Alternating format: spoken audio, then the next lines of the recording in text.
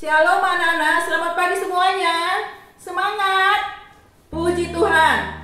Hari ini kita masuk di dalam materi kita. Bukunya yang sudah Anda pegang, coba diperhatikan. Di bab yang kedua, bertumbuh menuju kedewasaan yang benar. Di situ juga ada bahan Alkitab yang harus kita baca dalam Efesus 4 ayat yang ke-11 sampai 15, Kolose 1 ayat yang ke-7 sampai 12. Sebelum materi ini kita lebih lanjut, kita akan berdoa dulu. Semuanya posisi berdoa. Bapa dalam surga, kami bersyukur pagi hari ini Tuhan, kami mau belajar tentang firman-Mu. Kiranya Tuhan pimpin kami dari awal pertengahan hingga akhir daripada materi kami. Terima kasih Tuhan, hanya di dalam nama Yesus kami berdoa dan mengucap syukur. Amin.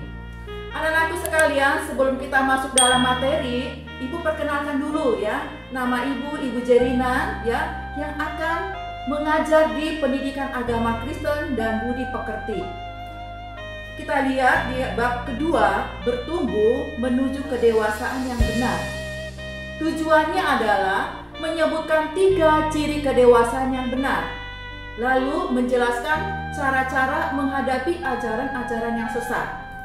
Sebelum materi ini, kita dipandu ya, ada pengantar dari Bapak Rudyard Kipling ya, tahun 1865 sampai 1936. Dia penulis puisi yang sangat terkenal di Inggris ya. Kita lihat puisinya dulu, judulnya Jika. Kita baca beberapa puisinya. Jika kau bisa bersabar ketika semua orang sekitarmu hilang sabar dan mempersalahkanmu, jika kau bisa percaya diri ketika semua orang meragukanmu, namun berilah juga celah bagi keraguan mereka. Jika kau bisa menunggu dan tak lelah menanti, atau dibohongi, janganlah berdamai dengan kebohongan, atau dibenci, janganlah balas membenci, namun janganlah kelihatan terlalu baik atau berbicara terlalu bijaksana. Ini beberapa puisi yang Ibu ambil ya, tidak semuanya Ibu bacakan, nanti boleh di rumah ditambahkan lagi. Kita ambil dari kesimpulan puisi. Pada bait yang pertama, kita menemukan pelajaran tentang kesabaran, rasa percaya diri, berani menghadapi keraguan orang, sabar menunggu, tidak membalas kejahatan dengan kejahatan. Kenapa poin puisi ini mengantar ya, mengantar untuk materi kita? Karena kita ditantang. Ya anak-anakku ya, banyak tantangan yang harus kita hadapi. Satu, kesabaran. Untuk kita proses ya, bertumbuh menjadi yang dewasa yang benar, kita butuh diproses lewat rasa percaya diri. Apakah kita sudah sabar belum? Apakah kita berani menghadapi keraguan? Apakah kita sudah siap tidak membalas kejahatan dengan kejahatan?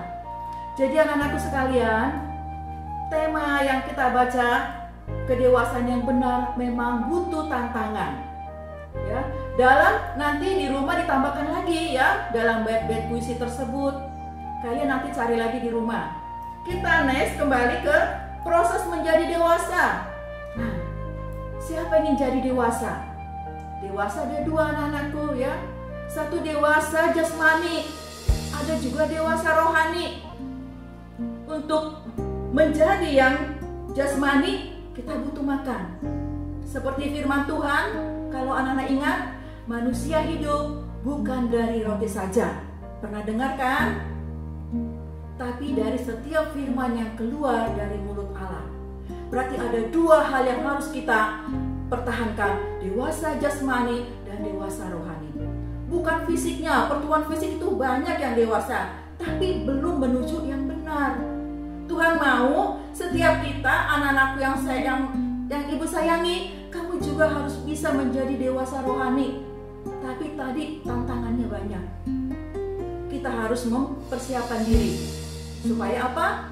Tuhan pernah juga berjanji, pernah ingat ayat-ayat firman Tuhan? Tuhan Yesus akan menjadi mempelai. Kalau dia mempelai berarti dia mencari pendamping yang dewasa. Bukan anak-anak, Tuhan tidak suka dengan anak-anak. Dia mencari yang dewasa, bukan tubuhnya, tapi dewasa rohaninya. Ini adalah menjadi pokok ya, tujuan utama orang Kristen. Kita next kembali, dewasa, kedewasaan penuh menurut Allah. Nah, kedewasaan penuh menurut Allah. Jadi untuk bertumbuh menjadi dewasa, anak-anakku, tidak ada resepnya dijual di warung atau Anda cari di mana-mana. Resepnya itu adanya di firman Tuhan. Ya, Anda mau tumbuh dewasa ini loh. Dalam Efesus menjadi dasar bahan kita, ya. Allah memberikan lewat Rasul Paulus mengingatkan jemaat di kota. Yesus menyediakan pemimpin-pemimpin umat seperti rasul, nabi, pemberita Injil, gembala, pengajar, dan lain-lain untuk menolong kita menjadi dewasa. Jadi kalau Anda mencari di luar ini, ya nggak ada, cuma dewasa jasmaninya. Tapi rohaninya kita dipandu, diberikan contoh oleh Tuhan Yesus. Ini loh, cari contoh rasul-rasul, bagaimana mereka memberitakan Injil, ya. Semua itu dikerjakan oleh Tuhan. Dalam Efesus yang ke-13 coba kita baca. Mencapai kesatuan iman dan pengetahuan yang benar tentang anak Allah, kedewasaan penuh. Nah, Allah nggak mau dewasanya setengah-setengah, setengah anak-anak, sebentar nanti ya Anda jadi anak-anak lagi ke SMP, sebentar lagi dewasa. Tapi Tuhan mau penuh dewasanya, ya. Jadi gimana Bu mencapai kedewasaan penuh? Ya belajar firman Tuhan, ya. Hanya di Alkitab semuanya itu terjawab. Tadi kan Ibu sudah bilang, pelajari ya tokoh-tokoh dalam Alkitab yang sukses. Kalian ingat gak Yusuf? Yusuf itu sangat muda, nak. Usia 17 tahun dia mengalami penderitaan. Tapi akhir daripada perjuangannya, dia menjadi orang yang terkenal. Kalian usianya berapa? 17? Ada? Nah, ayo belajar dari kitab tokoh-tokoh Alkitab supaya Anda menjadi sukses. Ya, kita lihat lagi Yohanes 4 ayat ke-1. Kita menemukan peringatan tentang guru-guru dan nabi-nabi palsu yang berkeliaran dan menyebarkan ajaran-ajaran yang sesat. Kenapa Tuhan memberikan ayat ini? Ya, Allah, kalau kita sudah paham firman Allah, Anda tahu ayat-ayatnya, ya, pasti Anda enggak terjebak dengan ajaran-ajaran yang sesat. Karena sekarang banyak ajaran sesat. Oleh sebab itu, kita harus benar-benar punya iman, kita harus punya hubungan yang khusus dengan Allah, supaya ajaran sesat lewat saja.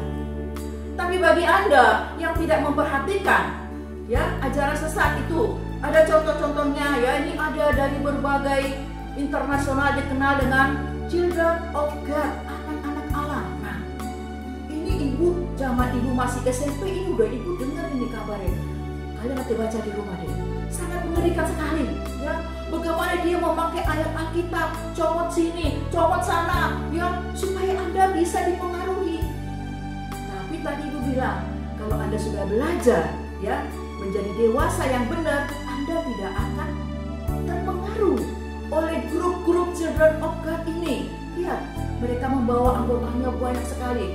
Dia rubah lagi namanya menjadi Moses David. Wah, keren, ya, supaya keren namanya Moses David sekarang. Kita lihat lagi dia banyak jiwa-jiwa, next ya. Dia banyak lagi 42 juta lembar traktat, dia banyak. Pada tahun 1974 dia sudah merekrut 100 orang untuk menjadi anggotanya. Ditipu. Kenapa? Dia nggak tahu firman Tuhan, nggak pernah baca firman. Nah, coba kalau Anda baca firman, wah, saya nggak mau terpengaruh, ya. Pasti Anda sudah punya pagar-pagar firman yang kita baca, apalagi kalau kita renungkan siang dan malam, ojo dengar tok, tapi dilakukan, ya, supaya kita terhindar dari ajaran sesat. Dari David ini, ya, dia itu mempengaruhi anak-anak remaja, dia banyak. Ada lagi ajaran sesat, ya, kalau kalian tahu itu next, ya. Ada lagi seorang, dia itu mengatakan Tuhan akan datang. Wah, keren, dia bilang Tuhan datang tanggal sekian, ya, bulan sekian, jam sekian. Karena dia sesat, orang-orang mulai terpengaruh. Aku melok, yo ikut yo bahasane, yo ikut rame-rame. Wes rumahmu jualan, ya, jual murah-murah di obral, ya. Mereka sudah menjual rumah, lalu mereka menunggu Tuhan di sebuah gunung. Ya, ibu juga mendengar waktu ibu udah lahir juga ini ibu dengar banyak kesaksian seperti ini. Nyata ya nak ya, benar-benar nyata. Lalu mereka menunggu di gunung. Apa yang terjadi? Mereka tunggu jam ini nggak datang, ya harinya nggak datang, mereka lapar. Ya, lalu yang membawa mereka ini ketakutan. Mana Tuhan? Nggak ada Tuhan datang kok. Ya, akhirnya apa yang terjadi? Yang datang siapa nak? Polisi. Ayo loh, enak kan? Polisi yang datang ditangkap karena dia meresahkan rakyat, meresahkan banyak orang, sehingga ditangkap. Bukan Tuhan Yesus yang datang, tapi polisi yang siap memenjarakan orang ini. Nah, ini maksud ibu. Kalau kita memang firman itu kuat, kita belajar dari tokoh-tokoh kita menuruti, pasti kita tidak akan terpengaruh dengan ajaran-ajaran yang sesat. Next, ada lagi iklan. Ada iklan juga dipromosikan. Wah, ini iklan keren. Ya, iklan ini juga ajaran palsu. Kalau kalian suka nonton iklan kan mesti janjinya enak-enak terus ya. Ini kita lihat nyata keren, pemutih wajah. Wah, anak SMK kan kepengen wajahnya kinclong. Ya, anak SMK tuh kepingin kalau hitam ada promosi supaya kulitnya putih. Wow, pasti dia seneng. Berapapun harganya dicari. Ya, tapi kita lihat anak-anak SMK yang kena seperti ini, anak-anakku ya, dia adalah orang yang sangat sederhana, bukan orang kaya, tapi dia juga kepengaruh ajaran sesat. Sehingga waktu promo datang, nah apa yang terjadi? Ditawarkan dia udah kulitnya hitam, udah kurus ya. Wah, dia lalu tertarik dengan promosi ajaran sesat. Wes, Mbak, kamu nanti lah beli yo. Pasti awakmu kinclong kayak artis. Coba promosinya itu loh, keren banget. Dia nggak punya uang. Lalu promosi bilang harga krimnya pagi 300, krimnya malam 300, sabunnya 300 ya. Tonernya 300 serba 300, 3 kali 5. Berapa anakku? Mereka nggak punya uang yang ditawarkan ini. Lalu dengan cara gimana dia supaya dapat krim itu ya? Cari jalan pintas. Ya, dia mendapatkan secara pintas, yaitu dia apa ya yang mau dapat uang cepat. Oh, dia mau menjadi pengedar atau kurirnya narkoba. Itu nyata nak ya, itu benar-benar ada. Dia kurir dengan mengirim dapat 500. Berapa kali mengirim dapat lagi. Sudah bisa beli krimnya. Tapi kita kan tahu ya, hukum dampak daripada orang pemakai narkoba, pemakai pengedar itu hukumnya berat. Urusannya polisi. Ya, pintas, dapat duit, tapi ujung-ujungnya merana juga nanti di penjara. Jadi ada juga wanita dalam iklan itu beda lagi. Iklan ini wanita ini cantik, jadi nggak usah beli krim yang cantik, kalau dia udah cantik, udah putih ya. Dia pengen punya HP yang lagi nge-trend sekarang HP-nya. Tiap tahun, tiap bulan HP baru, ada lagi baru. HP kita jadul lagi, ada lagi yang baru. HP kita jadul lagi. Nah, dia tertarik. Orang tuanya pas-pasan. Anak ini juga nggak pernah dengar firman, terpengaruh dengan ajaran sesat. Dia pikir ya caranya temanku punya HP loh bu, bagus-bagus mah, tapi nggak ada uang. Ya caranya dia pikir lagi. Jalan pintas, si cepat dapat duit, banyak tawaran. Ya, artinya kita baca nanti gak ada yang baca di situ. Benar-benar itu nyata. Dia mulai menjual dirinya untuk mendapatkan satu HP yang harganya mungkin 5 juta atau 10 juta. Tapi dia harus kehilangan sebagai wanita ya. Dia tidak lagi menjadi seorang gadis yang unik. Dia rela beli HP. Ujung-ujungnya pasti merana ya, mana-mana. Oleh sebab itu kita juga harus, anak-anakku di sini sekalian, harus cermat firman Tuhan supaya apa? Kita tidak jatuh di dalam ajaran-ajaran sesat, promosi-promosi yang menjelek, promo-promo juga banyak. Ya. Kita melihat lagi ada juga contoh jalan pintas ya. perhatikan tadi sudah yang kekayaan dan sukses dengan jalan pintas juga ada. Contohnya para pejabat, para yang kerja di pemerintahan. Coba perhatikan anakku.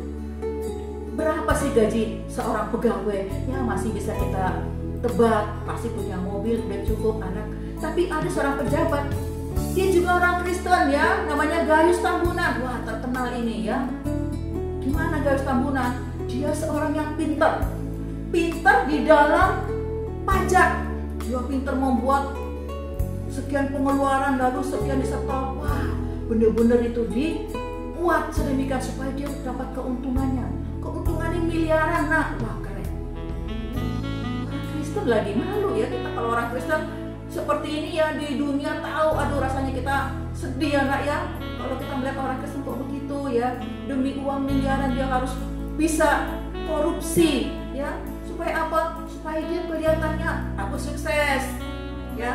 Ini loh orang sukses, punya harta, mobil mewah, punya apartemen ya. Ini loh orang sukses, tapi dia rela harus korupsi. Nah ini maksud ibu, kita tidak seperti mereka. Tetap kita kembali kepada firman supaya kita terbebas dari hal-hal yang tidak Tuhan inginkan. Yang terakhir adalah kedewasaan penuh dalam hubungan dengan orang lain. Nah Tuhan masih nuntut banyak loh kepada kita ya. Jadi kedewasaan penuh, tadi bukan bilang jangan setengah, jangan seperempat, penuh. Bagaimana kita bersosialisasi dengan orang lain.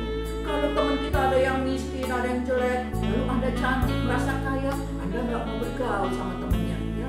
Anda mulai buat janjian, sini loh, kita orang cantik ya, kita orang kaya, jangan lagi orang miskin. Itu banyak anak-anak itu dapatkan sekolah, mereka membuat grup-grupnya sendiri. Ini nggak boleh. Tuhan katakan penuh, kamu harus bisa netral kepada siapa kamu bergaul. Kasihilah sesamamu seperti dirimu sendiri. Kalau kamu mengasihi dirimu nak ya, otomatis orang lain juga akan kamu buat seperti itu. Tidak memilih-milih teman ya, tidak membeda-bedakan.